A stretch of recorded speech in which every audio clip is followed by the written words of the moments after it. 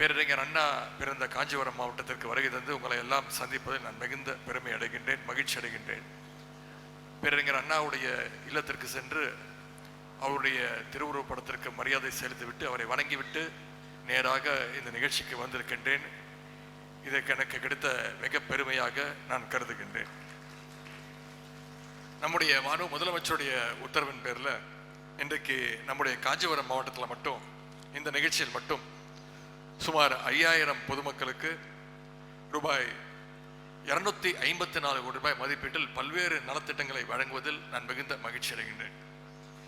இங்கே வருகை தந்திருக்கக்கூடிய பொதுமக்கள், அதுவும் குறிப்பாக மகளிர், கிட்டத்தட்ட 90% பேர் மகளிர் வந்திருக்கிறீங்க. உங்களுடைய முகத்தில் தெரிகின்ற அந்த மகிழ்ச்சியை பார்க்கும்பொழுது நம்முடைய திராவிட மாடல் அரசினுடைய வெற்றி, முதலமைச்சருடைய உழைப்பு, அது அனைத்தும் உங்களுடைய சிரிப்புகள்லையும் உங்களுடைய எழுச்சிகள்லையும் தெரிகின்ற. இதுதான் திராவிட மாடல் அரசுக்கு, நம்முடைய முதலமைச்சருக்கு கிடைத்த முதல் வெற்றி. தமிழ்நாட்டுடைய தலைவன் பேரறிஞர் அண்ணாவுடைய மண்ணில் உங்களை எல்லாம் சந்திக்கின்ற வாய்ப்பை பெற்றிருக்கின்றேன். நம்முடைய திராவிட மாடல் அரசை பொறுத்தவரை இன்றைக்கு அது எல்லாருக்குமான அரசாக சிறப்பாக விளங்கி கொண்டிருக்கிறது.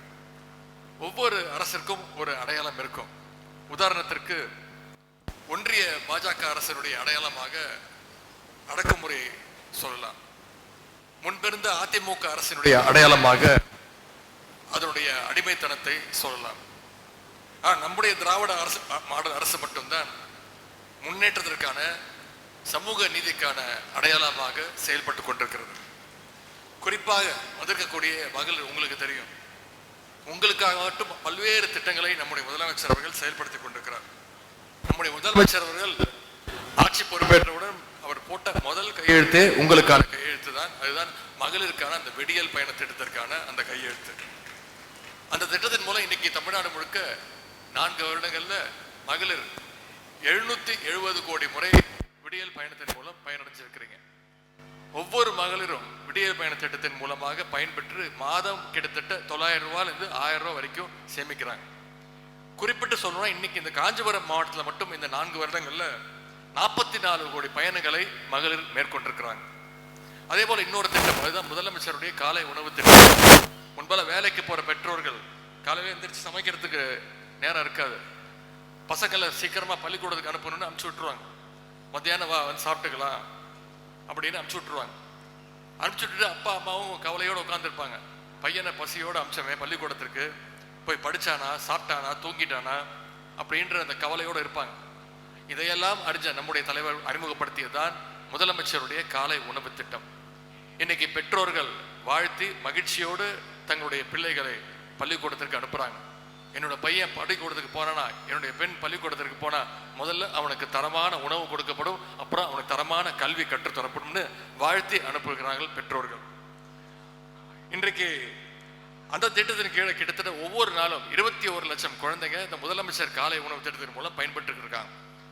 சமீபத்தில் இந்த திட்டத்தை விரிவாக்கம் செய்வதற்காக பஞ்சாப் மாநிலத்துடைய முதலமைச்சர் தமிழ்நாட்டுக்கு வந்திருந்தார். அந்த திட்டத்தை விரிவுபடுத்திய நிகழ்ச்சியை கலந்து கொண்டு அவர் பாராட்டி பேசினார். முதலமைச்சரை பார்த்து சொன்னார், தமிழக முதலமைச்சர் அவர்களே, சொன்னது யாருன்னா பஞ்சாப் மாநிலத்துடைய முதலமைச்சர், தமிழக முதலமைச்சர் அவர்களே, இது ஒரு சிறப்பான திட்டம். இந்த திட்டத்தை நான் என்னுடைய பஞ்சாப் மாநிலத்திலையும் நான் விரிவுபடுத்த போகின்றேன் அப்படின்னு பாராட்டி பேசியார் பஞ்சாப் மாநிலத்துடைய முதலமைச்சர். இப்படி மற்ற முதலமைச்சர்களுக்கும் மற்ற மாநிலங்களுக்கும் எடுத்துக்காட்டாக நம்முடைய முதலமைச்சர் அவர்களும் நம்முடைய தமிழ்நாடும் அரசினுடைய திட்டங்களும் விளங்கி கொண்டிருக்கிறது. இது எல்லாத்திற்கும் மேல வந்திருக்கக்கூடிய மகளிர் உங்க அத்தனை பேருக்கும் தெரியும். இது எல்லாத்திற்கும் மேல இந்தியாவே திரும்பி பார்க்கக்கூடிய ஒரு திட்டம், அதுதான் கலைஞர் மகளிர் உரிமை தொகை திட்டம். இந்த திட்டத்தை நம்முடைய முதலமைச்சர் அவர்கள் இதே காஞ்சிபுரத்தில் அண்ணா பிறந்த நாள செப்டம்பர் 15ஆம் தேதி 2023ஆம் ஆண்டு துவக்கி வச்சாங்க. இன்னைக்கு இந்த திட்டத்தின் மூலமாக கடந்த 2 வருஷமா ஒவ்வொரு மாசமும் சுமார் 1,15,00,000 மகளிர் மாதம் 1000 ரூபாய் மகளிர் உரிமை தொகையை பெற்றுக்கிட்டு இருக்காங்க. இந்த காஞ்சிபுரம் மாவட்டத்தில் மட்டும் குறிப்பிட்டு சொல்லணும்னா, இந்த மாவட்டத்தில் மட்டும் ஒவ்வொரு மாசமும் 1,73,000 மகளிர் இந்த திட்டத்தின் மூலம் பயன்பெற்றுக்கிட்டு இருக்காங்க. இப்போது நடைபெறுகின்ற அந்த முகாம்கள், உங்களுடைய முதலமைச்சர் திட்டம் மூலமாக கூட நிறைய மகளிர் உரிமை தொகை எங்களுக்கு பேர் விடுபட்டு போயிடுச்சு, எங்களையும் சேர்த்துக்கோங்க அப்படின்னு அந்த மனுக்களை கொடுத்திருக்கிறீங்க. நிச்சயம் அந்த மனுக்கள் மீது நம்முடைய முதலமைச்சர் அவர்கள் அவருடைய வழிகாட்டுதல் படி நடவடிக்கை எடுக்கப்படும். விடுபட்ட மகளிருக்கும் நிச்சயமாக வெகு விரைவில் கலைஞர் மகளிர் உரிமை தொகை வழங்கப்படும் என்பதை இங்கே நான் தெரிவித்துக் கொள்கின்றேன். இங்கே இன்றைக்கு நிறைய பேர் வீட்டுமனை பட்டாக்களை வாங்க வந்திருக்கிறீங்க. பட்டாங்கிறது உங்களுடைய பல நாள் கனவு. இன்னும் சொல்ல போனா அரசு அலுவலகங்களுக்கு போய் நீங்க பட்டாவுக்காக காத்திருந்த அந்த நேரம் மாறி இன்னைக்கு அரசே உங்களை தேடி உங்களுக்கான பட்டாவை கொடுக்க இருக்கின்றது. ஏன்னா உண்ண உணவு, உடுத்த உடை, இருக்க இடம் என்பது மூன்றும் தான் மனுஷங்களுக்கு மிகவும் தேவையான அத்தியாவசியமான விஷயங்கள். இதில் இருக்க இடம் என்பது அத்தியாவசிய தேவை மட்டுமல்ல, அது உங்களுடைய உரிமை. அந்த உரிமையை நிலைநாட்டுகின்ற வகையில் இன்னைக்கு உங்களுடைய கைகளில் உங்களுடைய பட்டாக்கள் கொடுக்கப்பட இருக்கின்றது. இனி உங்க வீட்டில் நீங்க மகிழ்ச்சியா, சந்தோஷமா, நிம்மதியா இருக்கலாம். இனி உங்க இடம் முழுசா உங்களுக்கே சொந்தம். ஆகவே வீட்டுமனை பட்டா பெற்றுள்ள அத்தனை பேருக்கும் என்னுடைய வாழ்த்துக்களை நான் தெரிவிச்சுக்கிறேன். சமீபத்தில் நம்முடைய முதலமைச்சர் அவர்கள் ஜெர்மன் மற்றும் லண்டன், இங்கிலாந்து நாடுகளுக்கு முதலீடுகளை ஈர்ப்பதற்காக சென்று வந்திருந்தார். அதுல கிட்டத்தட்ட 15,000 கோடி அளவிற்கு முதலீட்டுகளை ஈர்த்து வந்திருக்கிறார். அது மட்டுமல்ல, முதலீடுகளை ஈர்த்தது மட்டுமல்ல, பெரியார், அண்ணா, கலைஞர் அவருடைய கொள்கைகளையும் அந்த நாடுகள்ல இன்வெஸ்ட் செஞ்சுட்டு வந்திருக்கிறார், முதலீடு செஞ்சுட்டு வந்திருக்கிறார். அதனாலதான் பல்வேறு முயற்சிகளால தமிழ்நாடு இன்னைக்கு சிறப்பாக விளங்கி இன்னைக்கு தமிழ்நாட்டுடைய வளர்ச்சி 11.19 வளர்ச்சி சதவீதத்தோட இன்னைக்கு இந்தியாவிலேயே முதல் மாநிலமாக நம்முடைய தமிழ்நாடு விளங்கி கொண்டிருக்கிறது. நம்முடைய முதலமைச்சர்கள் எடுத்து வருகின்ற அந்த தொடர் நடவடிக்கைகளால் தமிழ்நாட்டுடைய வளர்ச்சி உங்களுடைய ஒத்துழைப்பால் இன்னும் மிக அதிகமான உயர் இடத்திற்கு செல்ல இருக்கின்றது.